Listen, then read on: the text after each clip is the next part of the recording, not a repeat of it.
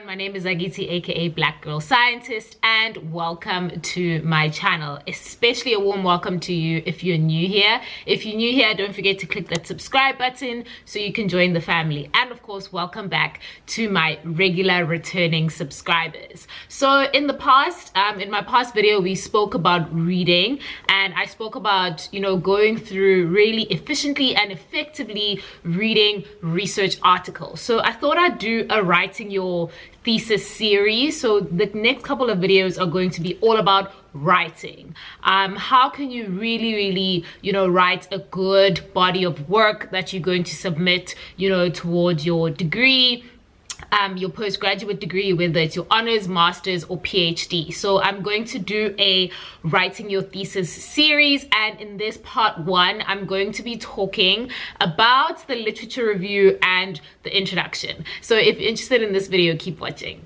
So like I said, in this video, we're going to be talking all things writing. We've spoken about reading, and now we're going to talk about writing. And in this part one, I'm going to be talking about how you really go about doing writing your thesis, especially the literature review and the introduction.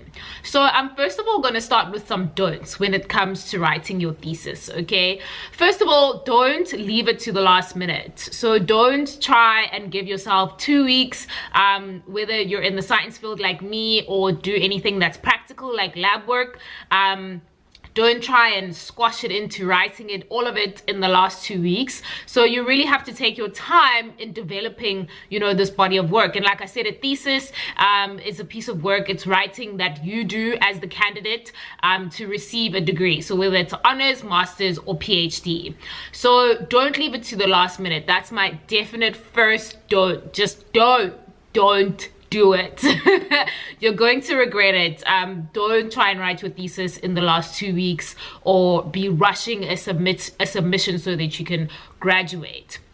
My second don't, when it comes especially to these two sections that I'm going to be talking about today, is don't plagiarize. Okay, so plagiarize is literally taking somebody else's work as it is and putting it and making it your own work. Okay, so you handing it in or you submitting it as your own work. You haven't paraphrased, you've literally just cut and paste. That's exactly what plagiarizing is. It's plagiarizing from somebody else's work. So that's why you really have to take your time when you read literature, when you read other people's work. You need to really engage with that content so that you're able to put it into your own words, so that you don't plagiarize, because at the end of it all, you're going to have to submit your thesis to something called Turnitin, which is like a plagiarism screener. So I think now you can't have higher than 10 or 15%. I'm not sure. It's going to depend on your particular institution.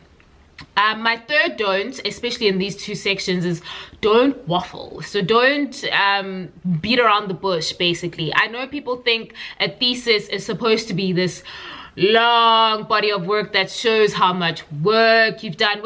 In the literature review and the introduction, of course, you want to show that you've particularly, reviewed the literature and you have sufficient background information to really introduce your study.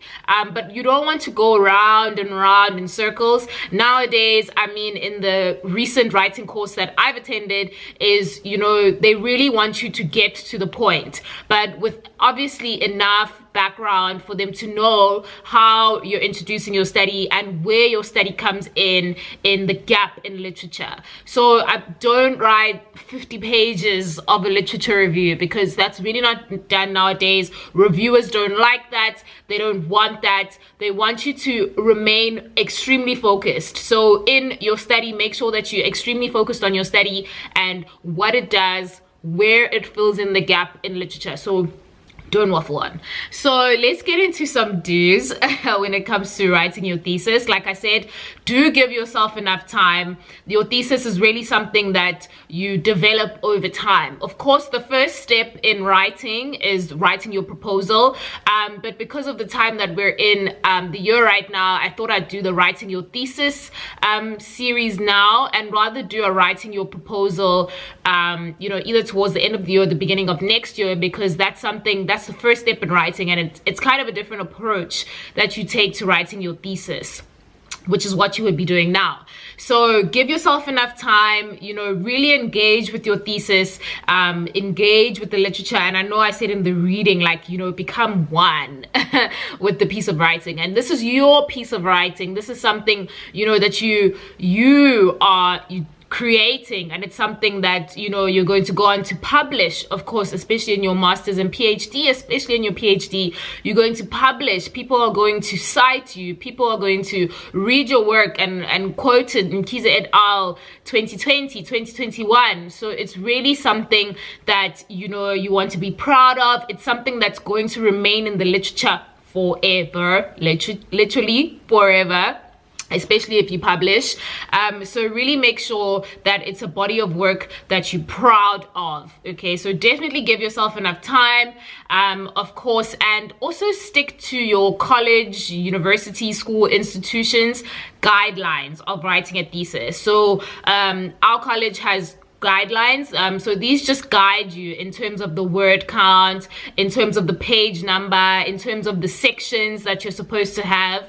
So I'm just doing a broad, in this video I'm going to be doing introduction and literature review, and then the next video I'll do methods and results, and then in the final video just a discussion, conclusion, and maybe talk a little bit about publishing. But of course you need to go according to your institution, because of course, you know, you need to follow their rules of what exactly do they want in your thesis. So make sure you use that as a guide. You don't have to stick to that. You know, if it says 50,000 words, for example, you don't have to have 50,000 words. You can have more or less. As I said, it's just a guide. Okay, so let's get into these two sections that I'm going to be covering today, and that is the literature review and the introduction. So first of all, the literature review, what is that? It's the first section that you'll actually write, that you'll begin to write in your proposal and kind of develop over time to a bigger body of work in your thesis. So a literature review, it's exactly as the word suggests, it's a review of the literature. So the literature that's currently out there, the literature that's been previously published, and how it feeds in or exposes the gap that your study intends to fill. So make sure when you're doing the literature review, you need to read. This is where the reading becomes really important. You know, the reading of research articles, which I spoke about in my previous video, becomes very, very important. You need to read, and you need to show the reviewers, or which are the people that are going to be examining your thesis, that you have read. You don't want to be finding yourself repeating the same reference throughout your literature review, because that just shows that you've only read from that one source. And of course, if you have a particular study, you know, that your study has stemmed from, of course you can reference that, and reference that a lot. I'm not saying don't do that. I'm just saying you also need to show that you have read and you've done a thorough review of the literature. So in saying that, I know nowadays, you know, they say you have to use quite recent literature, so literature that's been published within the last 5 years. So I think for us that goes back to 2018 or 2017. Anything published earlier than that would be considered old. So make sure that you read a lot of recent papers, but of course it depends on the study that you're doing. Some studies are going to require you to quote literature that's very, very old, from the 1900s, from 1912, 1956, things like that. Some of it may require you to quote literature from the early 2000s as well. I'm not saying don't do it. I'm just saying now it's also really good to show, and it's what examiners and reviewers want, is for you to show that you've read recent literature. And if there's no recent literature of, you know, anything related to your study, then of course you can highlight how your study is intending to fill that gap. So make sure that you read recent literature as well as old literature. So I think old literature really kind of sets the scene for me. I'm doing HIV research, if you don't know. So, you know, earlier studies, kind of when you're writing your thesis and your literature review about when HIV was discovered in the early 1980s, you have to quote literature from the early 1980s. I can't be quoting earlier literature because that's just the timeline of it all. So that's why I'm saying that although you need to have read recent literature, it's okay to quote older literature as well. as it relates to your study. So in the literature review, that's my first point, that make sure you've read recent as well as old as it relates to your study and as it sets the scene for the particular study, you know, that you're writing this thesis from. Another point that I want to make with the literature review is that, which I actually mentioned in the beginning, which was the don'ts, is the don't waffle on. Don't, make sure that you remain extremely focused. Everything that you read, everything that you write is a sentence that has to do with your specific study. So make sure that you don't waffle on and things like that. Another thing, when don't make sure make sure that your literature review is not too long as well, because they don't want to read pages and pages and pages of your literature review. They want you to set the scene. That's exactly what you're doing with your literature review. You're setting the scene for your study.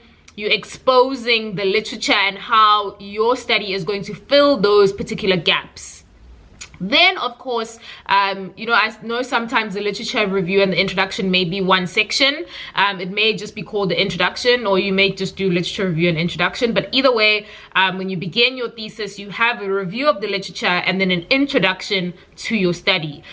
So exactly like the word suggests, introduction, you are introducing now your study. So you've said, for example, the literature has shown that there has been research, I'm just making an arbitrary example, on pink, red, and black, but there's very few studies that report on yellow. And this is where my study is coming in. So that's exactly what the introduction is doing. You refer to your literature review, as in you've done a review of the literature, and now you're introducing your particular study. You're introducing your study, first of all, the significance of your study, and how it will contribute to literature that's out there already, how it's going to fill the gaps that you highlighted in your literature review. So that's the introduction of your study, and I think that's done very well in the proposal, which is the first body of work that you would write, of course, because you're introducing your study. So in the introduction, make sure it's, you know, the introduction is, I really think of it as a selling point as well. So you need to show how your study is important, how it's interesting, how it's exciting, and what, you know, what is it going to contribute to the literature. That's really what you need to do in your introduction. So I really like to refer back to my master's thesis, because that's the last thesis that I wrote. That's a thesis that I got a distinction for. And yeah, so I really remained focused throughout. And of course, throughout your writing process, you're going to be guided by your supervisor. So whether your supervisor wants it in chapter by chapter, or they want 2 chapters at a time, or they want the whole thesis at the end, your supervisor is definitely going to guide you as well throughout. Their name is on your thesis as well, so they don't want you to hand in, you know, a body of work that is not you know, written very well. They're not going to write the thesis for you, though, of course they're not going to write it for you, but you definitely, throughout the process, you're going to be guided by your supervisor. So yeah, those are the 2 sections that I wanted to cover in this section of writing your thesis, the literature review and introduction. I've kind of done a very broad overview. I haven't gone into a lot of detail. I don't want to bore you with the details as well, because in your particular studies and fields that you're doing, you have very specific things to that. So I just wanted to provide an overview, and I hope that has helped people that are writing, or people that have written. Maybe you want to go back, you know, and change a couple of things like that, because writing is really also evolving with the times, you know, and it's not, things are not written like how they were written before, you know. They're different ways and techniques, and people want it to be short and punchy and to the point and things like that. So I really hope you enjoyed this video. If you're watching this video and you've written you know, a thesis and you've published, please go ahead and drop us comments down below. You know, we all learn, and we all learn from each other. So please go ahead and drop me a comment about, you know, how you think you efficiently write, you know, your literature review and your introduction. So if you enjoyed this video, don't forget to give it a thumbs up. Don't forget to click the notification bell so that you can see when the next part of my writing your thesis series are going to be uploaded. And of course, don't forget to subscribe, please. And yeah, that brings me to the end of this video. course, I wanted to say congratulations to Zizo, who won my last giveaway, which was on my last video, the 1,000 subscriber giveaway. Thank you to everybody that entered. I promise I'm going to be doing more giveaways. Just make sure that when you do enter a giveaway, you know, I found some comments that I read, you know, that I wanted to win as well, but you didn't follow all the instructions, so you weren't like subscribed to my channel and stuff. So just make sure you follow all those things. And thank you so much for watching. I will see you on the next video. Bye.